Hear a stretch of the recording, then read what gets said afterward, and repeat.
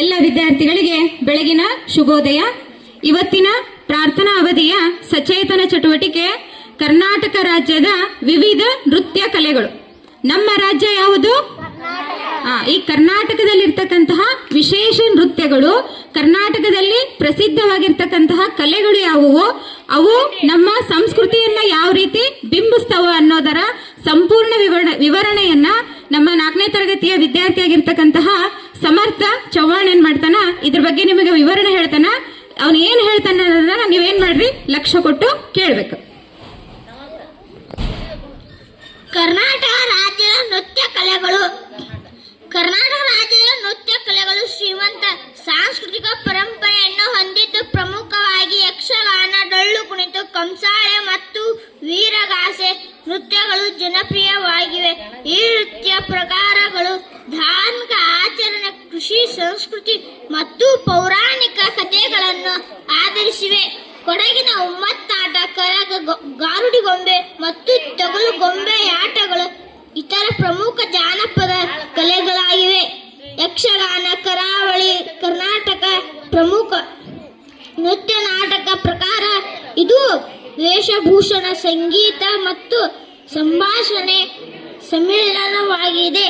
ಡೊಳ್ಳು ಕುಣಿತ, ಡೊಳ್ಳು ಬಾರಿಸುತ್ತಾ ಕುಣಿಯುವ ಗಂಡು ಕಲೆ. ವಿಶೇಷವಾಗಿ ಕುರುಬ ಸಮುದಾಯದಲ್ಲಿ ಇದು ಜನಪ್ರಿಯವಾಗಿದೆ. ಕಂಸಾಳೆ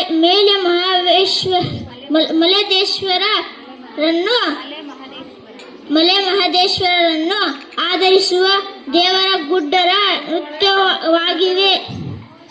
ವೀರಗಾಸೆ ಶಿವನ ಆರಾಧನೆ ವೀರವೇಷದ ನೃತ್ಯವಾಗಿದೆ. ಸುಗ್ಗಿಯ ಕುಣಿತ ಬೆಳೆ ಕಟಾವೆಯ ಸಮಯದಲ್ಲಿ ಪ್ರದರ್ಶಿಸುವ ನೃತ್ಯವಾಗಿದೆ.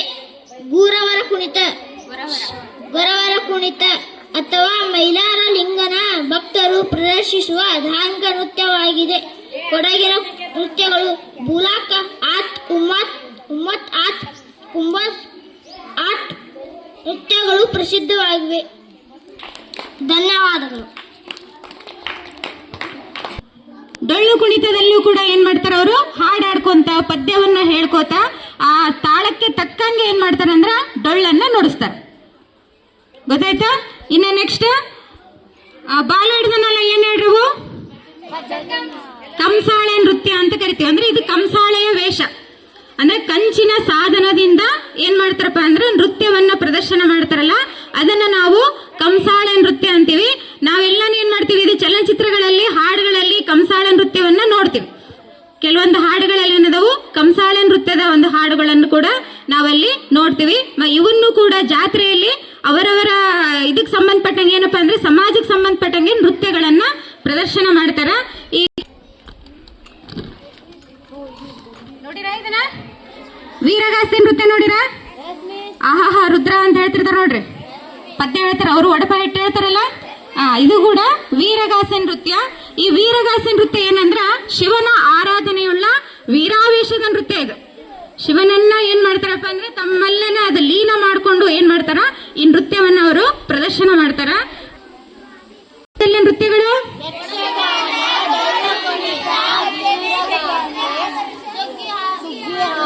ಸುಗ್ಗಿ ಹಾಡು ಮತ್ತೆ ಗೊರವರ ಕುಣಿತ, ಇವೆಲ್ಲವೂ ಕೂಡ ನಮ್ಮ ರಾಜ್ಯದಲ್ಲಿ ಪ್ರಸಿದ್ಧ ಆಗ್ಯಾವು. ಇವೆಲ್ಲದರ ವಿಶೇಷ ಏನಪ್ಪಾ ಅಂದ್ರ ನಮ್ಮ ಸಂಸ್ಕೃತಿಯನ್ನ ಮತ್ತು ಕಲೆಯನ್ನ ಪ್ರತಿಬಿಂಬಿಸ್ತಕ್ಕಂತಹ ಇವೇನಪ್ಪ ಅಂದ್ರೆ ನೃತ್ಯಗಳು ಅಂತ ಹೇಳಿ ಕರಿತೀವಿ. ಇವು ಪುರಾತನ ವರ್ಷದಿಂದ ಸುಮಾರು 2000 ವರ್ಷದ ಹಿಂದೆನೆ ಕೂಡ ಹಲವಾರು ರಾಜ ಮಹಾರಾಜರು ಕೂಡ ಈ ನೃತ್ಯಗಳನ್ನ ಅಲ್ಲಿಂದ ಇಲ್ಲಿವರೆಗೂ ಕೂಡ ನಾವೇನ್ ಮಾಡ್ತಾ ಇದೀವಿ, ಪ್ರತೀತಿಯಲ್ಲಿ ಇಟ್ಕೋತಾ ಬಂದಿದೀವಿ. ಮುಂದೆನೂ ಕೂಡ ಈ ಕಲೆಯನ್ನ ನಾವು ಎಲ್ಲರೂ ಕೂಡಿ ಬೆಳೆಸ್ಕೊಂಡು ಹೋಗೋಣ ಅಂತ ಹೇಳ್ತಾ, ಇಲ್ಲಿವರೆಗೂ 4ನೇ ತರಗತಿ ವಿದ್ಯಾರ್ಥಿಗಳು ಈ ಸಚೇತನ ಚಟುವಟಿಕೆಯನ್ನ ತುಂಬಾ ಸಂಭ್ರಮದಿಂದ ಮತ್ತೆ ಉತ್ಸಾಹದಿಂದ ಪಾಲ್ಗೊಂಡ್ರು.